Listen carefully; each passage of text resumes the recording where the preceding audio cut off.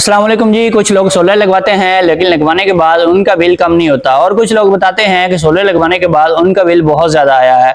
तो कौन सी ऐसी चीज़ें हैं जिनको आपको चेक कर लेना चाहिए ताकि आपका बिल कम से कम आए। और कुछ ऐसी चीज़ें भी होती हैं जो अगर आप सोलर ना भी लगवाएं तो फिर भी अगर आप उनको कंट्रोल करें तो आपका बिल कम हो सकता है। तो इसमें सबसे पहली चीज़ ये है कि सोलर लगवाने के बाद आपने सबसे पहला काम जो करना है, आपने इन्वर्टर की सेटिंग करनी है। और सेटिंग में आपने क्या करना है, आपने ओवर चार्जिंग नहीं करवानी। अगर आपके एरिया में ज्यादा लोड शेडिंग नहीं हो रही तो फिर आपने ग्रिड से चार्जिंग को बंद कर देना है। और अगर आपके एरिया में लोड शेडिंग हो रही है, बहुत ज्यादा हो रही है, तो फिर भी आपने बैटरी की ओवर चार्जिंग नहीं करवानी, बल्कि आपने जो करंट है चार्जिंग का वो इतना रखना है जिससे आपकी बैटरी जो है वो रात को बिल्कुल खत्म ना हो, आपका सिस्टम शट डाउन ना हो, आपका काम जो है वो चलता रहना चाहिए। यानी कि नॉर्मली 20 एम्पेयर रखे जाते हैं ग्रिड से चार्जिंग के, तो आपने कोशिश करनी है उसको आप 10 एम्पेयर कर लें, या फिर अगर बहुत कम लोड शेडिंग है तो 2 एम्पेयर पे भी आप रख सकते हैं, ताकि आपका जो ग्रिड से चार्जिंग का खर्चा है वो कम से कम हो। क्योंकि अगर आप ग्रिड से चार्जिंग करवाएंगे तो आपका डबल बैटरी वाला जो सिस्टम है वो तकरीबन 1.5 से 2 यूनिट कंज्यूम कर लेता है, और अगर आपका 4 बैटरियों वाला सिस्टम है फिर आपके 4 से 5 यूनिट भी खर्च हो सकते हैं। तो कुछ लोग क्या करते हैं कि रिपेयर शुदा या बनी हुई बैटरी लगा देते हैं और ग्रिड से चार्जिंग भी ऑन करवा लेते हैं। ऐसी बनी हुई रिपेयर शुदा बैटरी कभी भी इस्तेमाल ना करें। ये वैसे तो सस्ती पड़ जाती है, 10-15 हज़ार की आपको रिपेयर शुदा बैटरी मिल जाती है, लेकिन एक तो उसके एम्पेयर पूरे नहीं होते और उसमें प्लेटें भी कम डाली जाती हैं। अगर वो 27 प्लेट की आपको बैटरी दे रहे हैं तो उसमें हो सकता है कि उन्होंने 21 या 23 प्लेटें डाली हों, वो ज़्यादा प्लेटें नहीं डालते और इसीलिए वो आपको सस्ती भी देते हैं। और जो प्लेट्स वो यूज़ करते हैं वो रिसाइकल्ड होती हैं। यही जो प्लेट्स होती हैं पुरानी, इन्हीं को दोबारा से मेल्ट करके डाइयों में लगाकर दोबारा नई प्लेटें तैयार की जाती हैं। इस वजह से ये बैटरियां जो होती हैं इनकी अच्छी क्वालिटी भी नहीं होती और ये जल्दी चार्ज भी नहीं होती, इनकी चार्जिंग पूरी नहीं होती। कुछ बैटरियां इतनी खराब होती हैं कि शॉर्ट सर्किटेड हो जाती हैं और काफ़ी ज़्यादा हाई एम्पेयर से इनको चार्ज करवाना पड़ता है। अगर नई बैटरी आपकी 1.5 से 2 घंटे में फुल चार्ज हो जाती है तो आपकी बनी हुई रिपेयर शुदा बैटरी 3 से 4 घंटे या 5 घंटे भी ले सकती है, अगर वो बिल्कुल ठीक हालत में है।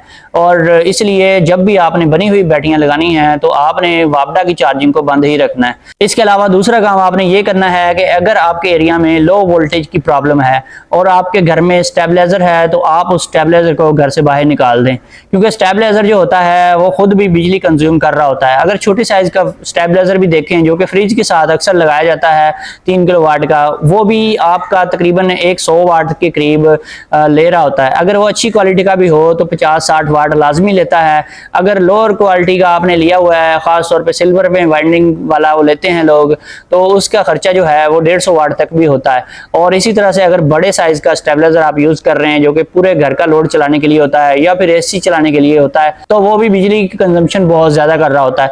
आमतौर पर देखा गया है कि 200, 250 या 300 वाट तक भी उसका खर्चा होता है। वो एवरी टाइम ग्रिड से इतना ज्यादा खर्चा करता रहता है क्योंकि वो 24 घंटे ग्रिड के साथ कनेक्टेड रहता है, इसलिए वो खर्चा भी बहुत ज्यादा कर रहा होता है। इसलिए ऐसा कोई भी स्टेबलाइजर आपको यूज नहीं करना चाहिए। लेकिन अगर आपने स्टेबलाइजर लाजमी यूज करना है तो फिर आपको सर्वो मोटर वाला स्टेबलाइजर यूज करना चाहिए जो कि काफी महंगा होता है। उसमें छोटे साइज का भी अगर एक स्टेबलाइजर आप तैयार करवाएं या बना बनाया लें, वो तकरीबन 1 लाख से ऊपर के ही मिलेगा आपको। और उसमें कोई नॉर्मल साइज का लें तो आपको 1.5 लाख या फिर इससे भी ज़्यादा महंगा मिल सकता है। लेकिन उसका जो सेल्फ कंजम्पशन का खर्चा है वो बहुत ही कम है, ना होने के बराबर है। उसको आप इजीली यूज़ कर सकते हैं, उसकी क्वालिटी बहुत अच्छी होती है और इन्वर्टर के साथ लगाने के लिए एक बेस्ट चीज़ है। इसके अलावा फिर भी अगर आपका बिजली का बिल बहुत ज़्यादा आ रहा है तो आपके घर में सबसे ज़्यादा खर्चा करने वाली चीज़ जो है वो आपकी फ्रिज है। कुछ लोग समझते हैं कि सिर्फ एसी ही बिजली ज़्यादा खर्च करता है, लेकिन एसी तो आप सिर्फ 8 से 10 घंटे चलाते हैं, वो 24 घंटे आप यूज़ नहीं करते। आपकी फ्रिज फिर कैसे ज़्यादा खर्चा करती है? वो इसलिए करती है कि आपने फ्रिज यूज़ करनी है 24 घंटे, कभी भी आप फ्रिज को बंद नहीं कर सकते। और एसी जो है वो आप सेलेक्टेड टाइम में चलाते हैं। लेट्स सपोज आप एसी चलाते हैं 8 घंटे और आपकी जो फ्रिज चलती है वो 24 आवर चलती है, तो इसका मतलब ये बनता है कि आपका जो एसी है वो फ्रिज के इक्वल ही खर्चा कर रहा है, यानी कि आपकी फ्रिज एसी जितना खर्चा कर रही है। ये कैसे पॉसिबल हो सकता है? तो यहाँ पर आपको एक चीज़ समझा देता हूँ कि आपका जब एसी चलाते हैं हैं, ज़्यादातर लोग एम्पेयर लॉक करके चलाते हैं या फिर कुछ लोग एम्पेयर लॉक करके नहीं चलाते, लेकिन एसी जो है 1-2 घंटे चलने के बाद अपने नॉर्मल एम्पेयर पे आ ही जाता है। और नॉर्मल जो एम्पेयर्स होते हैं उसके, वो तकरीबन आपने देखा होगा 3 से 4 एम्पेयर पे एसी चलता है। और गर्मियों के दिनों में एसी का खर्चा ज़्यादा होता है जो कि 4-5 एम्पेयर पे भी चला जाता है। लेकिन जो नॉर्मल गर्मी वाले दिन होते हैं, जैसे सावन भादों के दिन होते हैं, जुलाई और अगस्त के महीने, अगस्त में ख़ास तौर पे आपका जो एसी है उसका खर्चा बहुत कम हो जाता है। वो तकरीबन 2-2.5 एम्पेयर पे आ जाता है कूलिंग पूरी करने के बाद। और कुछ लोगों का जो है वो 0 एम्पेयर पे भी आ जाता है, ट्रिप भी हो जाता है और बहुत कम खर्चा उसका होता है। तो आपकी जो फ्रिज है, जो नॉन इन्वर्टर फ्रिज है, वो 1.4 एम्पेयर भी लेती है, 1.5 एम्पेयर भी लेती है।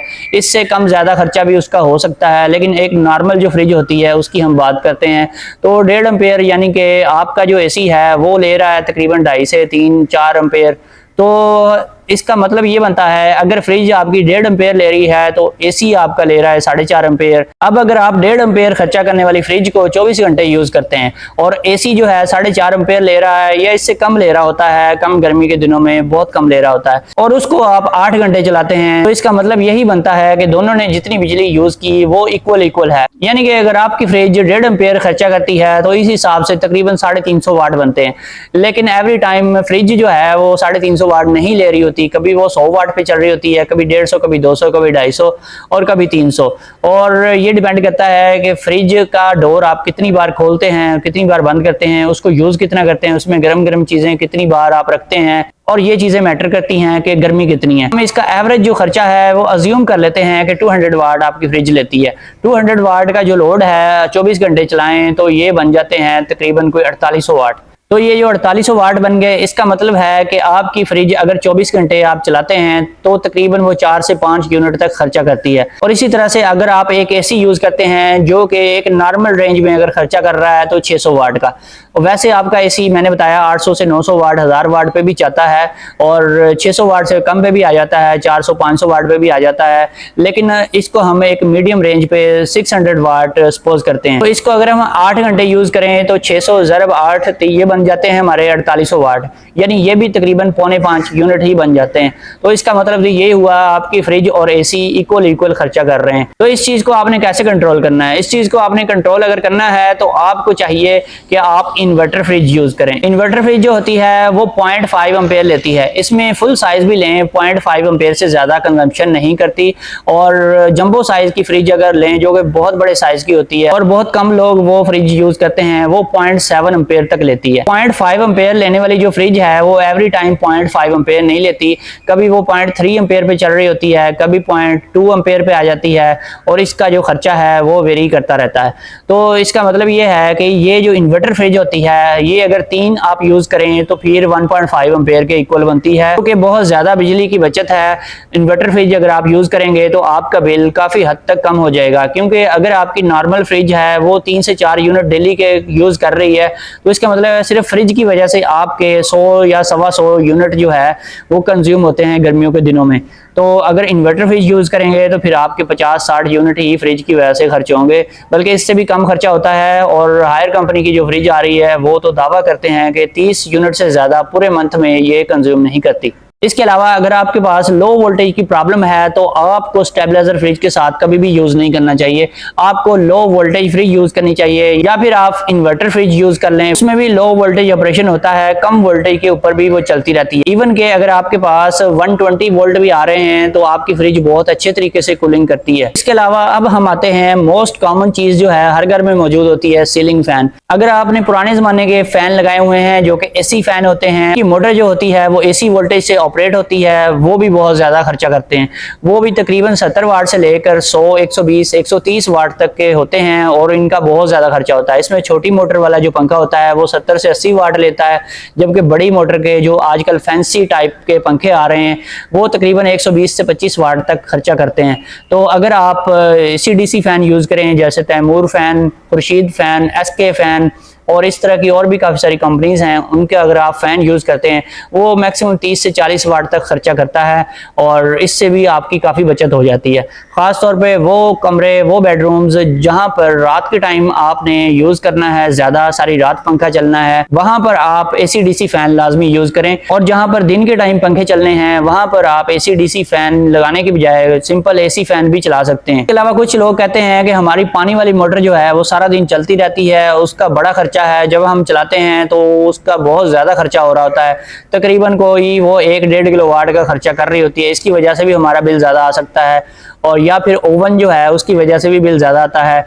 तो यहाँ पर आपको ये देखना होगा हैवी लोड आप कितने टाइम तक चलाते हैं। आप अगर 1 किलोवाट वाली मोटर, जो कि नॉर्मली जो मोटर होती है वो 1200 वाट तक की होती है, अगर वो 1 घंटा आप चलाएं 1 किलोवाट वाली मोटर तो तकरीबन 1 यूनिट आपका खर्च होगा, और पूरा महीना आप चलाएं तो 30 यूनिट सिर्फ खर्च होते हैं, इसका इतना कोई खास ज़्यादा खर्चा नहीं होता। इसके अलावा जो ओवन होता है वो भी तकरीबन 1200 वाट से लेकर 2000 वाट तक का आता है। और जो नॉर्मल घरों में रखा जाता है छोटे साइज़ का ओवन होता है वो 1000-1200 वाट का ही होता है।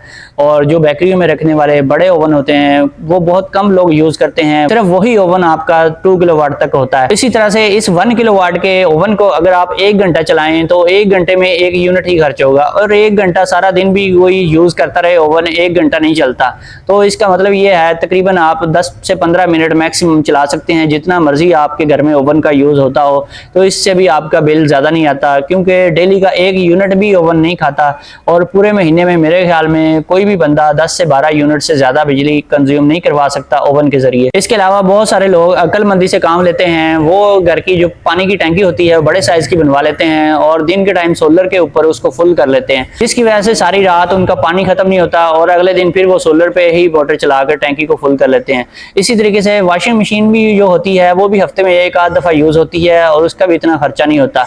और बाकी रह गई चीज़ एयर कूलर और पेडिस्टल फ़ैन। पेडिस्टल फ़ैन जो है वो तकरीबन 150 से 200 वाट तक बिजली खर्च करता है, और कुछ लोग जो हैं सारी रात पेडिस्टल फ़ैन चलाकर सोते हैं। कुछ लोगों ने 2-2 पेडिस्टल फ़ैन लगाए होते हैं, जिसकी वजह से उनका खर्चा बहुत ज़्यादा होता है। अगर वो बैटरी के ऊपर इसको चलाते हैं तो फिर भी बैटरी बहुत जल्दी ड्रेन हो जाती है और बैकअप नहीं उनको मिलता, 2-3 घंटों में ही उनका सिस्टम शट डाउन हो जाता है। तो मैं आपको कभी भी रेकमेंड नहीं करता कि आप पेडिस्टल फ़ैन यूज़ करें। पेडिस्टल फ़ैन अगर आप सारी रात चलाते हैं, रात तकरीबन 8 से 10 घंटे आप चलाते हैं पेडिस्टल फ़ैन को, तो फिर सिर्फ पेडिस्टल फ़ैन की वजह से ही आपके तकरीबन 2-2.5 यूनिट रात को खर्च हो जाते हैं। और अगर आप एयर कूलर चलाते हैं जो कि AC एयर कूलर होता है, वो तकरीबन 250 से 300 वाट तक खर्चा करता है। उसमें कई साइज़ आते हैं, और 300 वाट का मतलब ये है कि जैसा कि मैंने आपको बताया, नॉर्मली आपका जो AC होता है 500-600 वाट या 700-800 वाट पे चल रहा होता है, और जो अगस्त और सितंबर के महीने होते हैं इनमें AC का खर्चा वैसे भी कम हो जाता है। जब कूलिंग कंप्लीट हो जाती है तो AC 300-400 वाट पे भी आ जाता है। तो इस तरह का कूलर अगर आप आजकल चलाते हैं तो फिर आप समझें कि AC के बराबर ही खर्चा आपका जो एयर कूलर है वो कर रहा है। तो ऐसा एयर कूलर चलाना आपके लिए बिल्कुल भी फ़ायदेमंद नहीं है। उससे अच्छा तो आप AC लगवा लें, क्योंकि कुछ ना कुछ सुकून तो होता है AC लगवा के। AC को अगर आप उसके एम्पेयर कंट्रोल कर लेते हैं या फिर उसके साथ कोई डिवाइस लगा लेते हैं तो फिर AC जो है चाहे थोड़ी थोड़ी कूलिंग भी करता रहे, लेकिन एयर कूलर जो है उससे 1000 दर्जे बेहतर है। एयर कूलर हवस पैदा करता है और जो गर्मी आपको लगती रहती है और सुकून नहीं है एयर कूलर में। हाँ, ये है कि अगर आप सहन में रख के चलाते हैं तो फिर भी इसका खर्चा ही बहुत ज़्यादा है, जो कि बिल्कुल भी आपके लिए फ़ायदेमंद नहीं है, और इसकी वजह से भी बिल बहुत ज़्यादा आता है। अगर आप 10 घंटे 300 वाट का एयर कूलर चलाते हैं तो आपका एक एयर कूलर सारी रात में तकरीबन 3 यूनिट बिजली के खर्च कर लेता है। 3 यूनिट एक दिन में खर्च होंगे तो पूरे मंथ में ये तकरीबन 90 यूनिट बनते हैं, जिसकी वजह से आपका टोटल जो खर्चा है बहुत ज़्यादा हो जाता है। दोस्तों, ये थी कुछ चीज़ें जिन पे अमल करके आप अपने बिजली के बिल को कम कर सकते हैं। चाहे आपने सोलर लगवाया है या नहीं लगवाया, दोनों सूरतों में ही आप अपने बिजली के बिल को कंट्रोल कर सकते हैं। इसके अलावा अगर आपने सोलर लगवा रखा है तो आज ही अपने इन्वर्टर की सेटिंग को लाजमी चेक कर लें। अगर सेटिंग ठीक नहीं है, ओवर चार्जिंग हो रही है या फिर ग्रिड से चार्जिंग हो रही है, या फिर आपकी बैटरियाँ ख़राब हैं या आपने ख़राब बैटरियाँ लगाई हुई हैं या बनी हुई रिपेयर शुदा बैटरियाँ लगाई हुई हैं, तब भी आपका ग्रिड से खर्चा बहुत ज़्यादा होता है। फिर मिलेंगे नेक्स्ट वीडियो में। ओके, अल्लाह हाफिज़।